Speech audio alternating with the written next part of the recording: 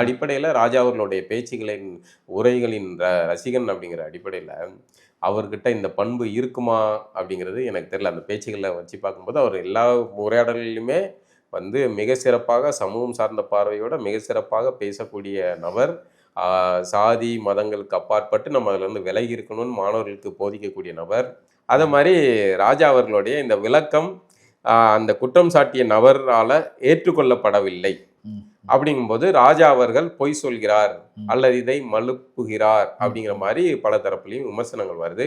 இதுல இன்னொன்னு அப்டேட்டா என்ன நடந்துச்சுன்னா, நேற்று வந்து உணர்ச்சி பொங்கல்ல எல்லா திராவிட கூட்டம் சாதி ஒழிப்பு அப்படின்னு பேசக்கூடிய ஈர வெங்காய சமூக நீதி கூட்டங்கள்லாம் வந்து ராஜாவை போட்டு அடிச்சாங்க, அதாவது விமர்சனம் ஆரம்பிச்சாங்க.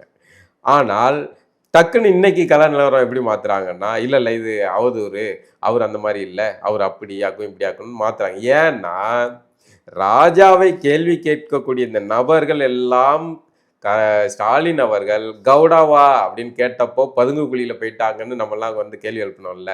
ராஜ் கவுண்டர்னு 18 முறை உதயநிதி ஸ்டாலின் சொன்னப்போ எங்க போனீங்க சாமிகளா அப்படின்னு நம்ம கேட்ட உடனே இவங்களுக்கு அதெல்லாம் ஐயே என்னடா சேம் சைடு கோல் விழுது, போட்டு டக்குன்னு பிளேட்டை மாத்து அப்படின்னு எல்லாம் பேக் அடிச்சு இப்போ வந்து ராஜாவுக்கு மட்டும் கொடுங்க. இன்னொன்று அவர்களுடைய திராவிட கூடாரத்தின் அடையாளங்கள்ல ஒரு சாலமன் பாப்பையா இவங்கெல்லாம் வந்து சன் டிவியுடைய ப்ராடக்ட்டுகள்ல அந்த அடையாளம், கலைஞர் டிவியோடைய திராவிட இதோட சேர்ந்து திமுகவுடைய இதோட சேர்ந்து பயணிக்கக்கூடியவர்கள்.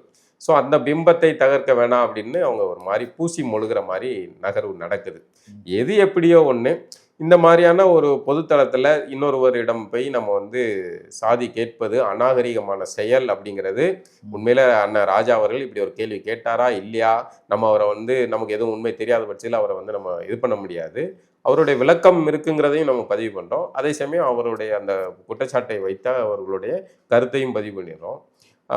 ஆனால் இதில் என்ன இப்போ இந்த இந்த உரையாடலில் என்ன தெரிய வருதுன்னா, இப்படி பொதுத்தளத்தில் ஒருத்தங்கிட்ட கேள்வி கேட்கக்கூடாது, அது அநாகரிகமான செயல் அப்படிங்கிறது பொதுத்தளத்தில் விமர்சனத்துக்குள்ளாயிருக்கு.